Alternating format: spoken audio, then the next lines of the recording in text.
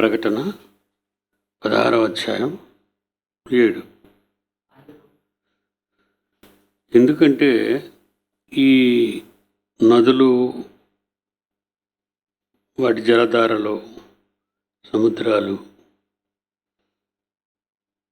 రక్తంతో తడిసిపోయి జీవులు సంతతి నశించిపోవటం, నీటిలో మనుషులు చేసినటువంటి పనికిరాని ప్రయోగాలతో ప్రకృతిని పాడు చేసే కార్యక్రమాలు చేపట్టారు కనుక ఈ వ్యవస్థ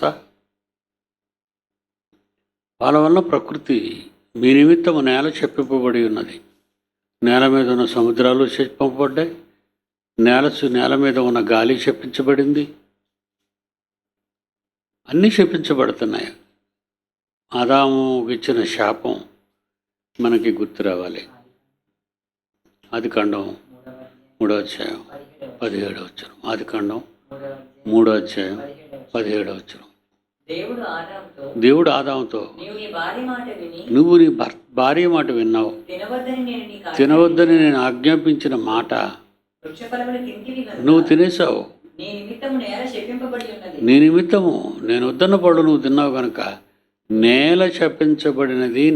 నేల మీద ఉన్న జీవులు నీ వలన నాశనం అయిపోతాయి. నేల మీద ఉన్నటువంటి సమస్తం, అవి సముద్రాలు కానీ నదులు కానీ సర్వం నాశనం.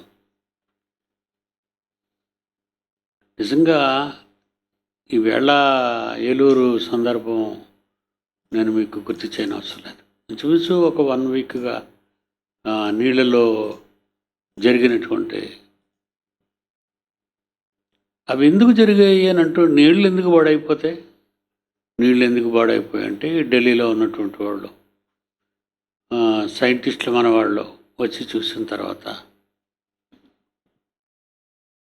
సీసం లాంటిది అందులో కలిసిపోయింది, కరిగిపోయి వచ్చింది. దీనివల్ల కలిగింది, ఇదిగో ఈ రసాయనాలు వాడుతున్నారు జంతువులకి. రొయ్యల పెంపకం, ఒక చేపల పెంపకం, ఒక పంట పండాలంటే, కొన్ని పంటలు పండాలంటే కొన్ని రకాలైన విష పదార్థాలు వాడుతున్నారు. ఇక ఈ వరదల వలన నేలలో ఉన్నటువంటివన్నీ బయటకు వచ్చి నీటిలో కలవటం వలన, ఇక పశువులు పాలతో మనం పాలు అనేది మనం తీసుకుంటాం, కాఫీ టీలు చేసుకుంటాం, వాటిలో కూడా కలిసిపోవచ్చు. 1 నీరు 2 పాలు.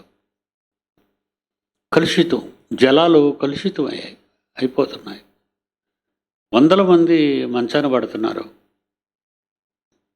రకరకాలైన కొత్త వ్యాధులు. నెల్లూరు కొత్త వ్యాధి ఏదో మళ్ళా నెల్లూరులో ఉన్న రైతులకి, పల్లెలో ఉన్నటువంటి పంటకి వెళ్ళిన వాళ్ళకి ఇది సంభవించి వాళ్ళ సెన్స్లెస్ అయి పడిపోవటాలు. అంటే ఏవి కూడా ఇవి చెయ్యొచ్చు అనడానికి మనం ఎక్కడికో జలపాతాల దగ్గరికి వెళ్ళిపోయి, వ్యాలీస్ దగ్గరికి వెళ్ళి, అరకు అలాంటి వ్యాలీస్ దగ్గరికి వెళ్ళి ఆ కొండల మీద పారుతున్న జలధారలో పట్టి తెచ్చుకొని తాగాలి అనిపిస్తుంది. ఎందుకంటే మొన్న ఒక న్యూస్, విశాఖపట్నానికి కూడా అదే రకమైనటువంటి వ్యాధి గ్రస్తులు కనబడుతున్నారు. నీళ్లు మాత్రం తాకండి.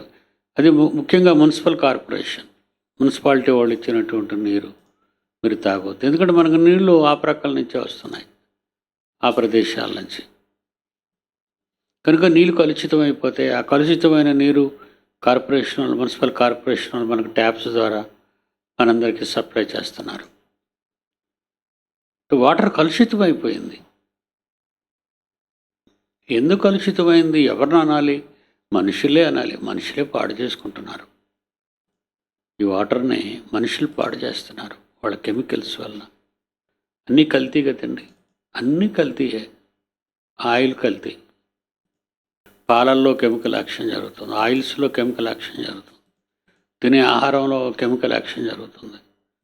మరి ఇవన్నీ జరుగుతున్నాయంటే మనం వాటర్ని పాడు చేస్తున్నాం, ప్రకృతిని పాడు చేసేస్తున్నాం. అనేక రకాలుగా మన నిర్లక్ష్య వైఖరి.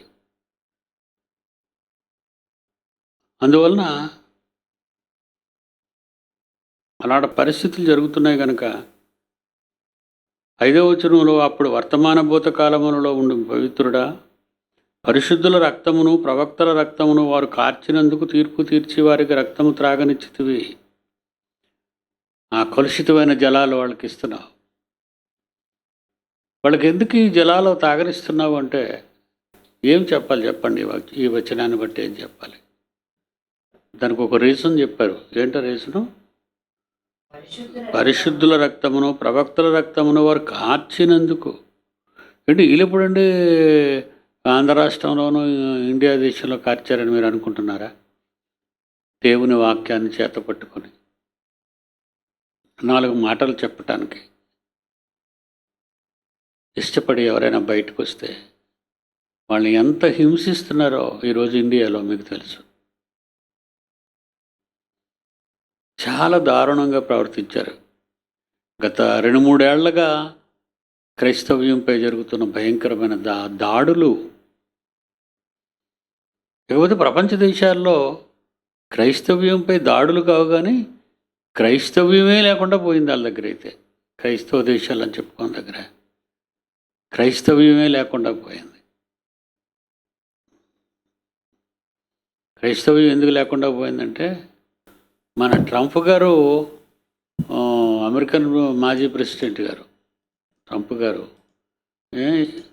ఇజ్రాయెల్తో కలిసి ఎలియన్స్తో రహస్య సంభాషణలు చేశారట. ఎలియన్స్ ఏమైనా సమాధానం ఇచ్చాయట? ఇంకా మీరు మా అంతట వాళ్ళు కాలేదు, ఎలియన్స్ అంటున్నాయట. ఎలియన్స్తో అమెరికా ఒప్పందం. ఎలియన్స్ ఉన్నాయా లేదా అనేది అంతు చిక్కని మిస్టరీ. లేవురా అంటే నమ్మడు, మిస్టరీ కింద ఉంచుతాడు. అయితే గ్రహాంతరవాసులు ఉన్నాయని విషయం యుఎస్ అధ్యక్షుడు ట్రంప్నకు తెలుసునని ఇజ్రాయెల్ స్పేస్ సెక్యూరిటీ మాజీ చీఫ్ విషయ సంచలన వ్యాఖ్యలు చేశారు. ప్రజలు కంగారు పడతారని, ఈ విషయం బయటకు పక్కనివ్వట్లేదని ఓ ఇంటర్వ్యూలో అన్నారు. అంతేకాక ఎలియన్స్ గెలాక్సీ సమాఖ్య అంటే అంతరిక్షంలో ఉన్న గెలాక్సీలు సమాఖ్య అంటే ఎన్నో కోట్ల గెలాక్సీలు ఉన్నాయి కదా, ఆ సంఖ్య ఆ గెలాక్సీ కూటములు అంటే ఫర్ ఎగ్జాంపుల్ నేటో దేశాలని ఎలాగైతే ఒక కూటమిగా, అలాగే భద్రతా మండలి ఎలాగా అన్ని దేశాలు కూటమిగా, అలాగే అన్ని కూటమిలుగా ఏర్పడి ఎలాంటి కార్యక్రమాలు అయితే ఐకమత్యంతో సాగిస్తాం, అలాగే ఇప్పుడు కరోనాను తీయడానికి అన్ని దేశాలు కూటమిగా ఏర్పడ్డాయి. గెలాక్సీలు, కోట్ల గెలాక్సీలట. ఈ గెలాక్సీలో ఉన్నటువంటి మేధావులు ఏకమైపోయి ఒక సమాఖ్య కింద ఏర్పడి అమెరికాకు మధ్య విశ్వ రహస్యాలపై పరిశోధనలు చేసేందుకు ఒప్పందం కూడా కుదిరిందని వెల్లడించారు. అరుణ గ్రహంపై ఓ రహస్య అండర్ గ్రౌండ్ బేస్కి సంబంధించి కూడా ఈ ఒప్పందంలో ఉన్నట్టు ఇషేది తెలిపారు. మనుష్యులు ఇంకా తమ స్థాయికి చేరుకోలేదు. అది మనుషులు ఇంకా వాళ్ళ స్థాయికి చేరుకోలేదట. అందుకే తమ ఉనికిని బయట వెల్లడించకూడదని గెలాక్టిక్ ఫెడరేషన్ కోరడం వల్లనే ట్రంప్ ఈ విషయాన్ని సీక్రెట్గా ఉంచారని ఇషద్ అన్నారు. అబ్బా, చెవులు పువ్వులు పెట్టడం అంటే చూసారా? ఇప్పుడు అమెరికా లాంటి అగ్రరాజ్యం ఏదో వాళ్ళ సైంటిస్టులు అంటారు, ఇజ్రాయెల్ ఏమో గాడ్ బ్లెస్డ్ ఇజ్రాయెల్ కంట్రీ అంటారు, అమెరికా గాడ్ బ్లెస్డ్ అమెరికా అంటారు. నిజంగా ఎంత తెలివి తక్కువ వాళ్ళండి వీళ్ళు. విదేశాలను పడి చచ్చిపోయిన వారందరికీ బుద్ధి రావాలండి. అమెరికా, ఇజ్రాయెల్ వీళ్ళు ఎంత వెర్రిబాగులను ప్రపంచ ప్రజలను ఎంత వెర్రిబాగులుగా చేస్తున్నారు చూసారా మీరు? దేవుడేమన్నాడు మనుషుల గురించి? దేవుని కంటే వానిని కొంచెము తక్కువ వానిగా చేసి ఉన్నావు, మహిమా ప్రభావములతో వానికి కిరీటమును ధరింపజేసి ఉన్నావు. కీర్తనల గ్రంథం 8వ అధ్యాయం 5వ వచనం. నరపుత్రుని దర్శించడు, దేవుడు దర్శిస్తున్నాడు. చూడండి, వచ్చి నరపుత్రుని దర్శించుటకు వాడు ఏపాటివాడు అని అంటూ దేవుని కంటే వానిని కొంచెము తక్కువ వానిగా చేసిన మహిమా ప్రభావములతో కిరీటమును నరుడుకు చేశావు. ఈ నరుడు రూపం దేవుని రూపం. నరుడెవరో? దేవుడు. నా స్వరూపమందు నా పోలిక చెప్పున నరులను చేయుదుమని ఆదికాండంలో 1వ అధ్యాయము 26, ఆదికాండం 1వ అధ్యాయం 26. దేవుడు మన స్వరూపమందు దేవుడు మన స్వరూపము దేవుడు అంటున్నాడు మన స్వరూపమందు మన పోలిక చెప్పున నరులను చేయదము. అది ఏంటండి బాబు, వాళ్ళంతా మొత్తం లోపరుచుకుంటారు భూమండలాన్ని. మనము దేవుని పోలికగా దేవుని స్వరూపంలో పుట్టిన మనుషుల్ని ఏలియన్స్ కంటే దౌర్భాగ్యులుగా చేశాడు మనల్ని. చూశారంటే అమెరికా వాడును ఇజ్రాయేల్ వాడును బైబిల్ చదవని వారు, బైబిల్ ఏముందో తెలియని మూర్ఖులు. ఈనాడైనా బైబిల్ చదివితే కదా. లాక్డౌన్ అయితేనే మేము ఊరి మీద తిరుగుతాం, మాకు లాక్డౌన్ వద్దని ప్రభుత్వం మీద తిరుగుబాటు చేసిన వాళ్ళు ప్రజలు. ఆ ప్రజలకు సంధానంతే తందానం అనుకుని తిరిగిన వాడు నాయకులు, అగ్రరాజ్యంలో ఉన్న క్రైస్తవ ప్రజానాయకులు. దేవుడు అంటాడు నా స్వరూపం ఉంది నా పోలికరా అంటే ఈ ఎలియన్స్తో సంబంధాలేంటి, ఆ గెలాక్సీ తాలూకా ఆ ఫెడరల్ ఏంటి, ఆ ఫెడరల్ అసోసియేషన్ ఏంటి, ఆ గెలాక్సీ తాలూకా వాళ్ళంతా నాయకత్వం వహించి ఇంకా మనుషులు మా ఎత్తుకి ఇంకా రాలేదు. ఇది మళ్ళీ ఎన్ని మాట్లాడారట ఎలియన్స్తో ఏమండి ఇన్ని దారుణమైన అబద్ధాలు మనిషి మాట్లాడుతున్నాడంటే. సింహగర్జంలోనూ ఛాలెంజ్ ఫస్ట్ పేజీలోనే ఉంటుందండి లెటరు. ఎలియన్స్ గురించి ఒక ఛాలెంజ్. ఒక్కడికి ఈ రోజు కండి ఒక్కడు కూడా ఎందుకు నిలబట్టలేదంటే చేతగాని వారు అమెరికన్స్ చేతగాని వారు, ప్రపంచాన్ని శాసించగలిగిన మేధావులు. ఎందుకంటే ఇప్పుడు చూడండి నాసా హెడ్ క్వార్టర్స్ లెటర్ చూడండి 11 ఆగస్టు 2004 సింహగర్జన పుస్తకంలో ఉంటుంది. లాస్ట్లో ఉంటుంది ఛాలెంజ్ ఎలియన్స్ గురించి అండి. ఈవేళది కాదు అది, ఈవేళది కాదండి. వీళ్ళు ఇప్పుడు అప్పుడు నేను ఛాలెంజ్ చేయటం, నన్ను తీసుకెళ్ళి చెత్తపుట్లో పడేయటం నా ఛాలెంజ్ అని. వీళ్ళు ఎప్పుడే ఎలియన్స్ దిగిపోవడం గెలాక్సీల నుంచి అందరూ వచ్చేసారు. మరి అందరూ ఎక్కడ మీటింగ్ పెట్టుకున్నారో మనకు అర్థం కావటం లేదండి. ఏమండి ఏముంది చూడండి. I challenge any scientist of the world to invalidate the concepts written in Bible and believe in the existence of God, then let the world also be aware of these. చూసారండి, does aliens exist? That aliens exist. Aliens ఉన్నాయని ఎవరైనా అన్నారు అనుకోండి. ఎవరైనా ఉన్నారా? Aliens ఉన్నాయని ఎవరైనా అంటే ఇప్పుడు అమెరికా ప్రెసిడెంట్ ఉన్నాయంటున్నాడు, ఇజ్రాయెల్ వీళ్ళకి దేవుడు లేడు, ఏలియన్స్ మాత్రం ఉన్నాయి. అమెరికాలో ఈ పుస్తకాన్ని చూసి బాగోయ్ మేము భయపడిపోతున్నాం అని ఒక ప్రెస్ వాడు పింగ్విన్ కానీ చాలా ఆ లెటర్లు రాశారు. చూసుకోండి మీరు, సింహగర్జంలో ఉంటాయి వాళ్ళు పంపించిన ఉత్తరాలు. భయపడిపోతున్నారు వాళ్ళు. అమెరికా అంటే భయం, దేవుడు అంటే భయం లేదా? ఇజ్రాయెల్ అంటే భయం, దేవుడు అంటే భయం లేదా వీళ్ళకి? మళ్ళీ మేము దేవుని పిల్లలమని చెప్పుకుంటే గాడ్ బ్లెస్డ్ అమెరికా ఇజ్రాయెల్ అంటారు వీళ్ళు. Corrupted people. 2004 చూడండి ఆ డేటు 15 మార్చ్ 2004 15 మార్చి నాకేమని లెటర్ రాశారంటే, డియర్ జైశాలి గారు, further to your letter of 25th February, మీ ఉత్తరాన్ని చూసాం పలానప్పటిది. ఐ యామ్ అఫ్రేడ్, నేను భయపడిపోయాను బాబు. ద మెటీరియల్ యు సెంట్, మీరు ఏ సబ్జెక్ట్ అయితే సింహగర్జనలో రాశారో is not suitable for us. మాకు బాగా చెమటలు పెట్టేయటం వల్ల మాకు సూటబుల్ అవ్వలేదు అది టు పబ్లిష్. దేనికి భయపడిపోయారు వీళ్ళు? పెంగ్విన్ అదిగో నాయన, ప్రపంచవ్యాప్తంగా పెద్దది పెంగ్విన్, యునైటెడ్ కింగ్డమ్. ఎవరా నమ్ముతారా మీరు? వీళ్ళు నమ్మరారా వీళ్ళక? ఇప్పటికైనా డియర్ బ్రదరన్, ఎప్పటికైనా ఏలియన్స్ ఉన్నాయి, బుద్ధజీవులు ఉన్నాయని ఎవడైనా నిరూపించేవాడు ఎవడైనా ప్రపంచంలో ఉంటే నేను ఇంకా ఛాలెంజ్ చేస్తున్నాను. లేవు, నో ఎలియన్. ఎందుకు ఇలాంటి పనికిరాని మాటలు, అబద్ధకోరు మాటలు, అసత్యాలు మాటలు, దేవునికి భిన్నమైన మాటలు? తన రూపాన్ని ఎంతో గొప్పగా చెప్పుకున్న తన తండ్రి మన పిల్లల్ని మనల్ని పిల్లలుగా చేసుకొని నా రూపం నీదేనైనా, నా రూపం మీదేనైనా అని తండ్రి చెప్తుంటే, మాది ఈ రూపం కాదు, మాది మేము పనికి మాలిన వాళ్ళమే, ఎలియన్ రూపాలే. ఏటి షార్ట్ కళ్ళు, వెనకాతలు ఒక పెద్ద తోక, ముక్కు ఎక్కడ ఉందో తెలియని, చెవులు ఎక్కడుందో తెలియని వాతావరణం. ఎవడో చందమామ కథలు రాస్తే ఆ స్పీల్బర్గ్ గళ్ళు అంటాడు దక్కుమల్లి సినిమాలు తీస్తే ఇవే నిజాలు అనుకుని సినిమాలే నిజాలు అనుకుంటుంటుంది. ఈరోజు ట్రెండ్ ఎలాగైపోయిందంటే సినిమాలో ఏముంటే అదే సర్వసత్యం అనుకుంటున్నారండి అన్ని దేశాల వాళ్ళు. ఈవెన్ ఇండియా కూడా సినిమాయే. ఈ మీడియా వాళ్ళకి చూడండి, సినిమాలు రాజకీయ నాయకులు, సినిమాలు రాజకీయ నాయకులు, ఇంకా అన్ని దేశాలు అంతా అలాగే తగలబడుతున్నాయి. ఇక దైవత్వం అనేది, దైవ భయం అనేది, దేవుడు అనేది అనే దాన్ని తెలుసుకోవడానికి ఇంకలకి కొన్ని వేల సంవత్సరాలు పట్టొచ్చి వీళ్ళు బ్రతుకుకాలం 60-70 ఏళ్ళు రాలిపోతున్నారు.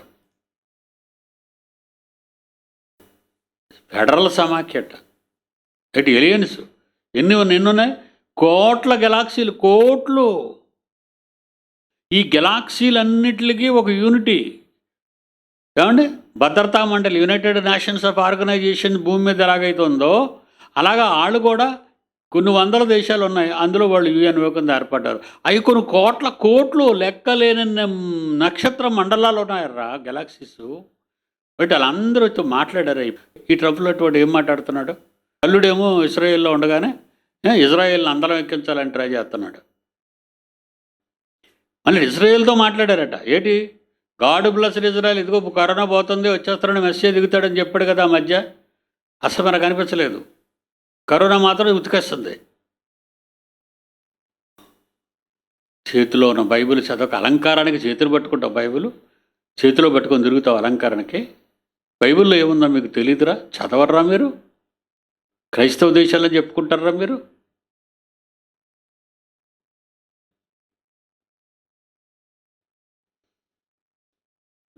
పాడు చేస్తున్నారండి ప్రకృతిని, సర్వనాశనం చేస్తున్నారు ప్రకృతిని. నరసమాజం ఎప్పుడు కళ్ళు తెరుస్తుందో నాకు తెలియదండి. మరి నరసమాజం కళ్ళు తెరవటం లేదు. దేవుణ్ణి అవమానిస్తున్నారు, దేవుని మాటలను అవమానిస్తున్నారు, దేవుని పనులను అవమానిస్తున్నారు.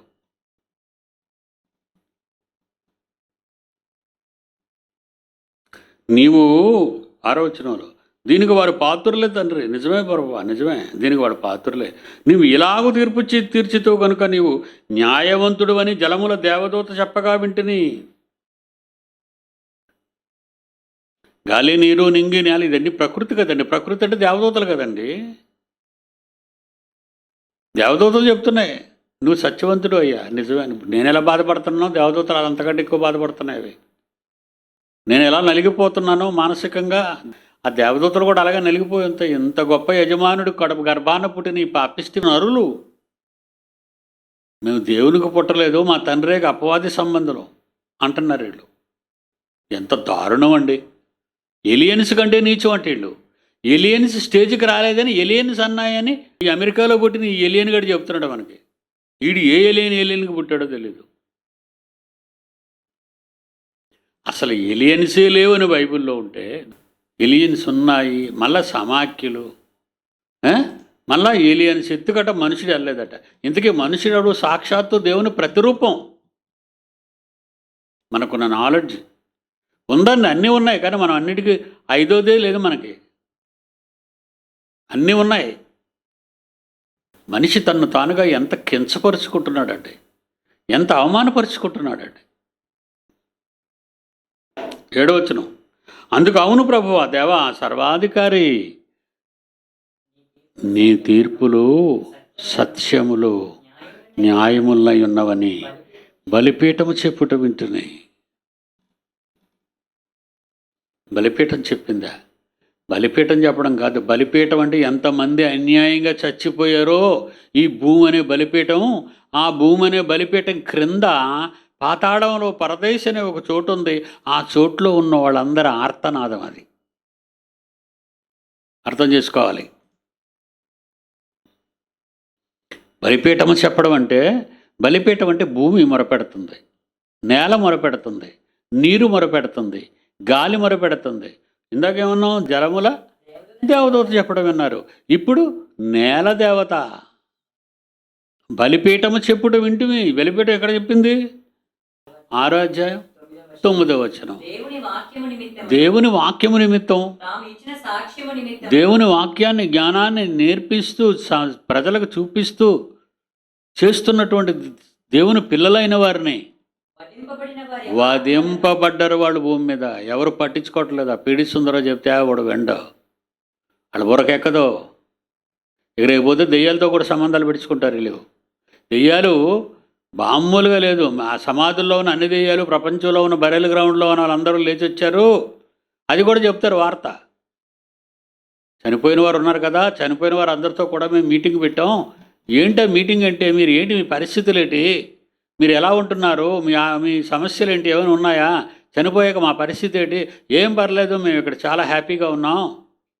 మృతుల లోకం అంటే అది భూమికి లోకం కంటే చాలా గొప్ప లోకం అది. మేము ఇక్కడ చాలా హ్యాపీగా ఉంటాం. మీరు కూడా పర్లేదు, యాజర్ లేదు పాసిబుల్ వచ్చేయండి. ఉగ్రవాదులు ఏమన్నారు ఇప్పుడు? అయినా నువ్వు కానీ ఆత్మాహుతి చేసుకుంటే జిహాద్. జిహాద్ అంటే పవిత్ర యుద్ధం. జిహాద్ అంటే ఖురాన్లో అల్లాగారు చెప్పింది కూడా వాళ్ళ దేవుడు గురించే మాట్లాడదాం మనం. వాళ్ళు నమ్ముకున్న వాళ్ళ దేవుడు. నాయన, నా కోసం, ప్రజల కోసం మీరు మరణించండి. యెహోవా తండ్రి ఏం చెప్పాడు? అల్లాదే చెప్పాడు. మహమ్మద్ ఏం చెప్పాడో ఈ ఇష్యూ మీద యేసుక్రీస్తు అది చెప్పాడు. నేను మీకోసం ప్రాణం పెట్టాను, మీరు మీ సహోదరుల కోసం ప్రాణం పెట్టండి. దీన్ని ఎలాగ వక్రీకరించారంటే వీళ్ళు, ఆయన జిహాద్ పవిత్ర యుద్ధం, దేవుని కోసం నువ్వు యుద్ధం చేయాలి. దేవుని కోసం యుద్ధం నేను ఎలా చేయాలి? నువ్వు బాంబులు కట్టుకొని వెళ్ళి వాళ్ళ దగ్గరికి పేలిపో. ఆఫ్ఘనిస్తాన్లో భయంకరమైన బాంబు పేలుళ్ళు. ప్రశాంతంగా ఉన్నటువంటి ఆఫ్ఘనిస్తాన్ని, కాబూల్ని సర్వనాశనం చేస్తున్నారు తాలిబాన్లు. వాళ్ళకి ఏం చెప్తారు? నువ్వు ఇలా మరణించగానే 17 మంది కన్యలు, ఎక్కడా 17 మంది కన్యలైనా నీ గురించి ఎదురు చూస్తున్నారు పైన. నువ్వు మరణించి 17 మంది కన్యలు. మళ్ళా ఈడు దేవుని పేరట యుద్ధం చేస్తే పవిత్ర యుద్ధం. ఈ పవిత్ర యుద్ధంలో 17 మంది కన్యలుంటే ఒకదాన్నే ఇక్కడ సుఖపెట్టలేక వచ్చేసాడు. అక్కడ 17 మందితో ఉంటాడా? అంటే అక్కడ ఏదైనా పరలోక పవర్ ఏమైనా ఉంటుందా? ఏదో చెప్తాడు, కహానీలు చెప్పేవాడు ఎన్ని కహానీలైనా అంటగడతాడు. దేవుని పిల్లలారా, జలముల దూత, జలముల దేవదూత, గాలి, నీళ్ల దేవత, దేవదూత, ఎంతమంది అండి వీళ్ళంతా? దేవతలే కదా. ఆదరించేవాళ్ళు, దయదలిచేవాళ్ళు, మేలు చేసేవాళ్ళు, వాళ్ళనే దాతలు అంటారు. దాతలు. ఇకపోతే బలిపీఠం క్రింద ఉన్నవాళ్ళు ఎవరు? బలిపీఠం అంటే ఇది నేల.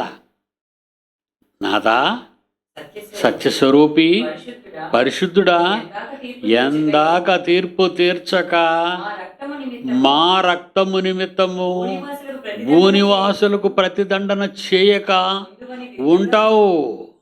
ఒక పక్క జలముల దేవత, ఒక పక్క నుంచి గాలిలో ఉన్న దేవత,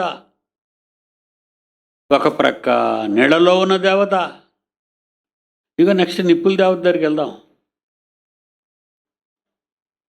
మండిపోతున్నాయి. ఎందుకు తండ్రి ఈ అమాయకుల్ని ఏదో ఎలియన్స్తో ఇప్పుడు కొత్త సంబంధాలు? ఇప్పుడు ఈ చైనా వాడికి ఒక బాధ, ఈ రష్యా వాడికి ఒక బాధ. ఎటు ఎలియన్స్ ఆడొక గెలాక్సీ వాళ్ళతో, నాకు తూర్పునున్న ప్రకృతిలో తూర్పునున్న విశ్వంలో తూర్పునున్న గెలాక్సీలన్నీ నా పక్క ఉన్నాయంటాడు ఇంకొక అగ్రరాజ్యం వాడు. ఇదిగో ఇప్పుడు సూర్యుడిని, కృత్రిమ సూర్యుడిని తయారు చేశాడు చైనా వాడు, ఫ్రాన్స్ వాడు కూడా తయారు చేస్తున్నాడు. ఇటు ఎవరికాలు ఎలా సూర్యులు చేసుకుంటుంటే ఆ సూర్యుడు ఏమైపోవాలి? పిచ్చి పడుతుందండి, మనుషులకు పిచ్చి పడుతుంది. నా పిల్లలారా, మీరేనా రాబోయే మేధావులు.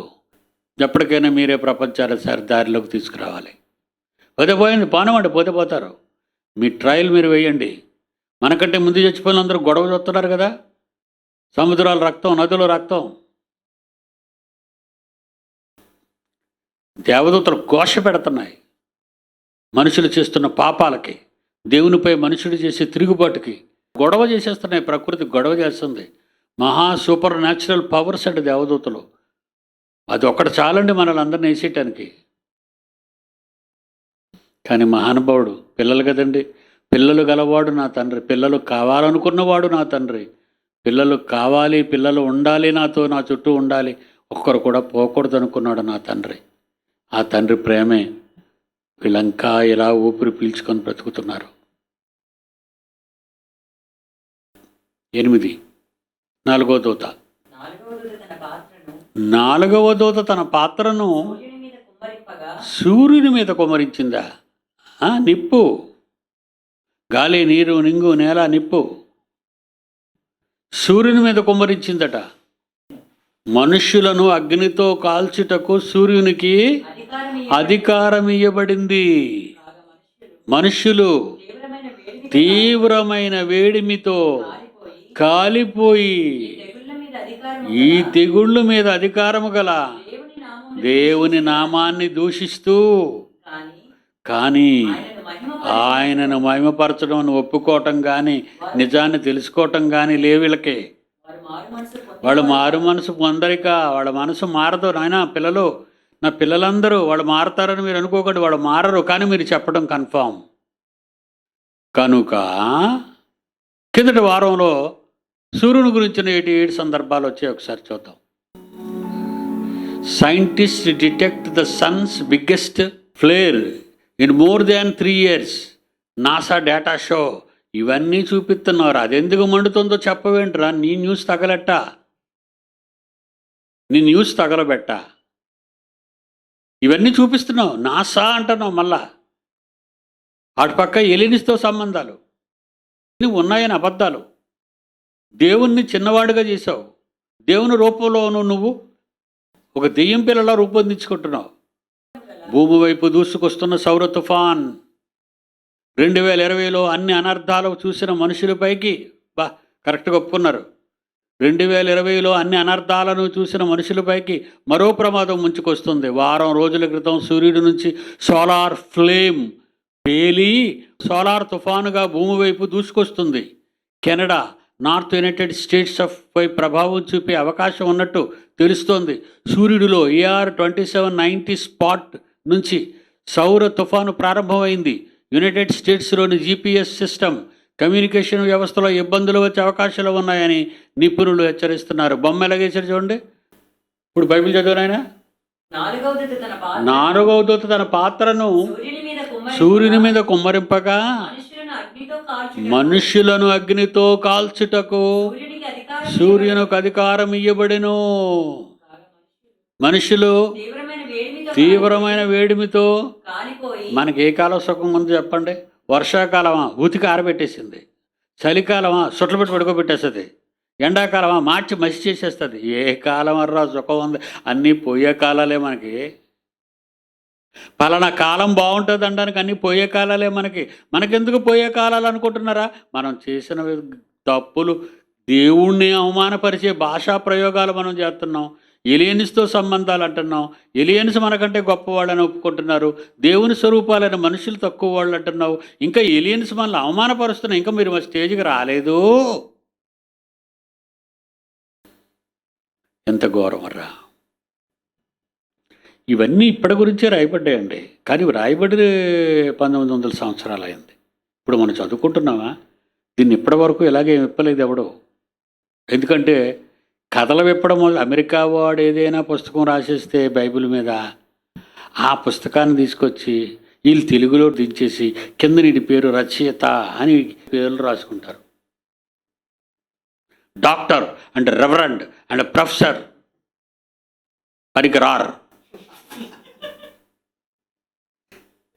ప్రకటన గ్రంథం మీద అన్నీ తప్పుడు పుస్తకాలే కదండి. నేను పుట్టినంత వరకు అమెరికా వాడు ఎవడో, స్విట్జర్లాండ్ వాడు ఏదో, ఇంకెవడో ఎవడో రాసిన పుస్తకాలు తెచ్చేసుకొని బుక్ స్టాల్లో కొనుక్కొని ఇంటికి తీసుకెళ్ళి తెలుగులో రాసి సొంత కవిత్వం కొంత కలిపేసి ప్రకటన గ్రంథ సారాంశం, ప్రకటన గ్రంథ మెరుపులు, మర్మగ్రంథం, బయలుపరచబడిన మర్మగ్రంథం, రచయిత సో అండ్ సార్ అల్లాటప్ప.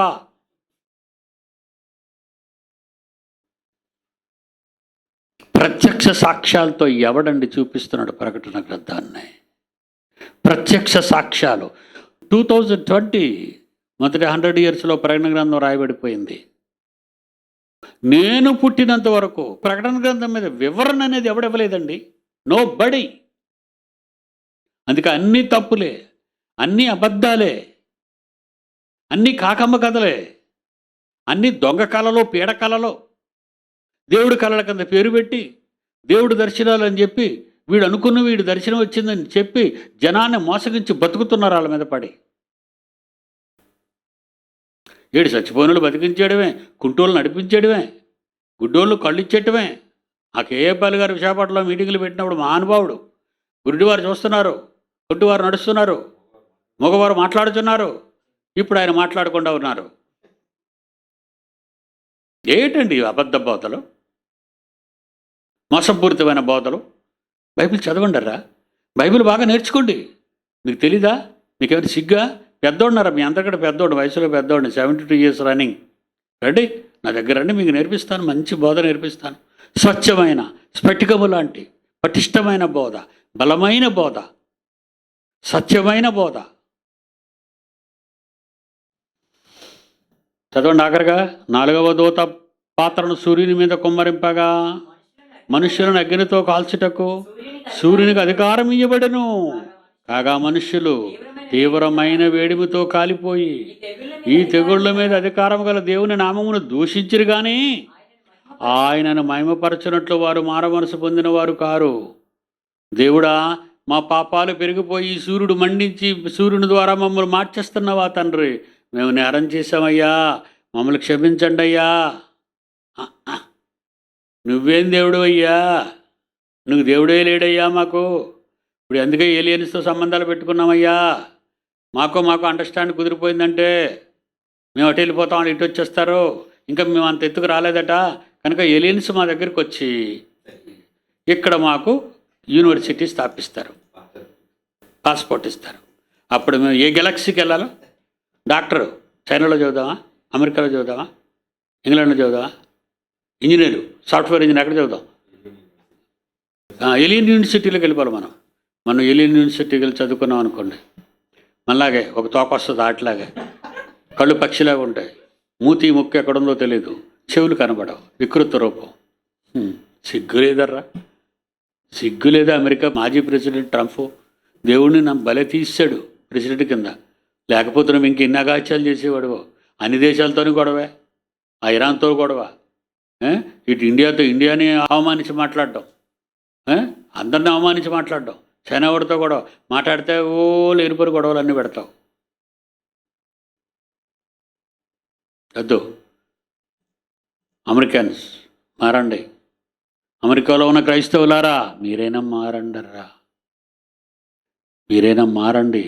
పిచ్చి పట్టేసింది, అగ్రరాజ్యాలకు పిచ్చి పట్టింది. ఇదిగో ఇప్పుడు సూర్యుడు తయారు చేస్తున్నారు. ఒక దేశం సూర్యుడు మరో దేశం వైపు వెళ్ళిపోయినా, ఆ దేశం సూర్యుడు మన దేశం పక్క వచ్చేసిన ఏమి జరిగిపోద్దో, ప్రకృతిలో ఎలాంటి ప్రకంపనలు పడతాయో మీరే ఎదురు చూడండి. God bless you.